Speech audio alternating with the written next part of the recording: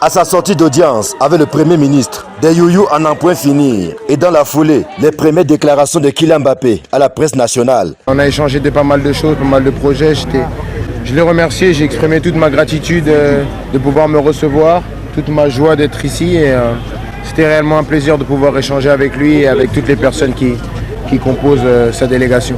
Avec le docteur Joseph John Gouté, Kylian Mbappé a parlé des projets qu'il entend implémenter au Cameroun. Même si pour le goleador français, il est assez prématuré d'entrer dans les détails. On a pas mal de projets. J'ai déjà commencé avec certaines écoles, mais on a des projets encore plus importants. Certains dont on ne peut pas dévoiler tout de suite parce qu'on attend que ça commence à voir le jour.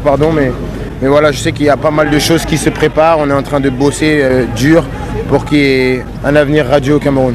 L'on sait par exemple qu'il a financé la réhabilitation de l'école des sourds-muets de Yaoundé sous la supervision de Yannick Noah. Et la visite qu'il effectue samedi dans certains établissements scolaires de la capitale économique donne également une idée de son engagement sur le terrain social.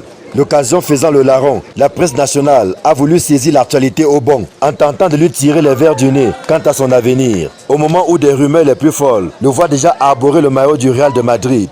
Peine perdue. Kylian est au Cameroun pour l'instant et c'est le plus important. J'ai envie de profiter de mon séjour et profiter de mes vacances vraiment un maximum. J'ai envie de profiter vraiment de tous les Camerounais et les Camerounaises.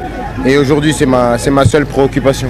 Outre le Premier ministre, Kylian Mbappé a également été reçu en audience par le ministre des Sports et de l'Éducation physique, le professeur Narcisse Mouele Kombi. Cap ce samedi sur la capitale économique qui marquera la fin de son séjour sur la terre de ses ancêtres.